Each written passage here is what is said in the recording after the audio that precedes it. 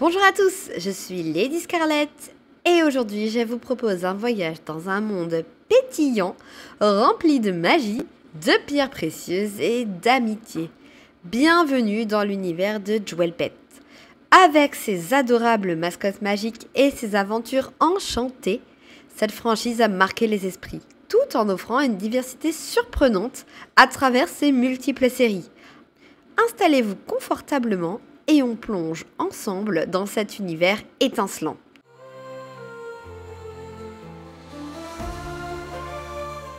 Jewel Pet est une franchise japonaise née d'une collaboration entre Sanrio, les créateurs d'Hello Kitty, et Sega Toys.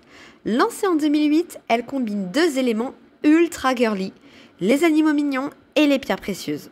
Chaque Jewel Pet est en fait une adorable créature magique associée à une gemme et dotée de pouvoirs magiques. Ces petites mascottes, donc les Jewel Pet, vivent dans un monde parallèle appelé Jewel Land, où les Jewel Pet apprennent à maîtriser la magie dans une école spécialisée selon les saisons de la licence adaptée en animé.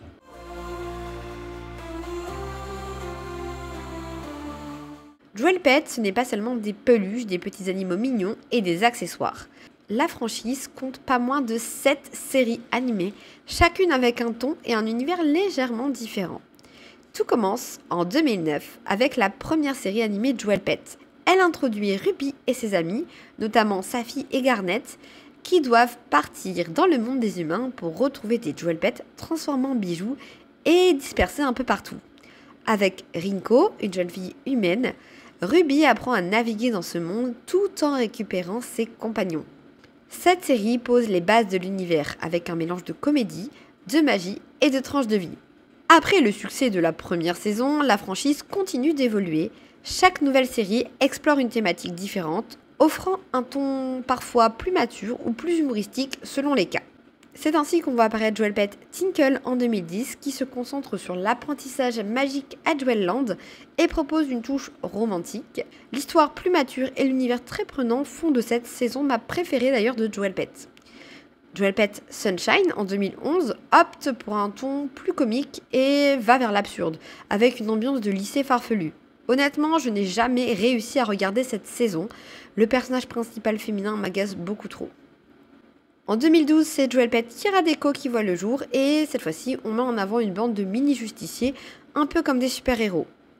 Après, l'année suivante, en 2013, on a Jewel Pet Happiness qui revient avec un format plus doux et léger, centré sur la vie quotidienne et qui met aussi en avant les liens entre amis. En 2014, on a Lady Jewel Pet qui nous entraîne dans une compétition pour devenir la future reine de Jewel Land. Chaque concurrente au titre de reine fait équipe avec un Jewel Pet et on suivra les aventures de Ruby ainsi que de sa partenaire Momona. J'adore réellement cette saison aux allures de romance de contes de fées.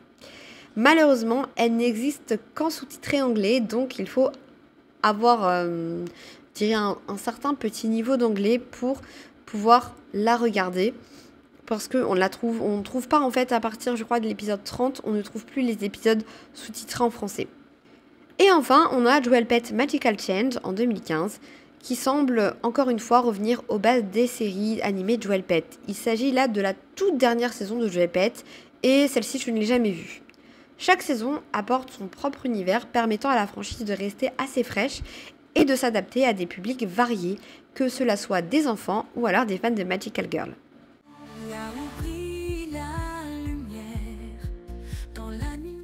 Bien que Jewel Pet ne soit plus en production active depuis 2015, son impact reste quand même assez marquant. La franchise a su marier l'esthétique kawaii de Sanrio et des récits attachants et variés. Elle a également ouvert la voie à d'autres séries de mascottes magiques en enrichissant le genre des Magical Girl avec une touche unique. En effet, d'ordinaire, dans le genre du Magical Girl, la mascotte magique est un personnage secondaire.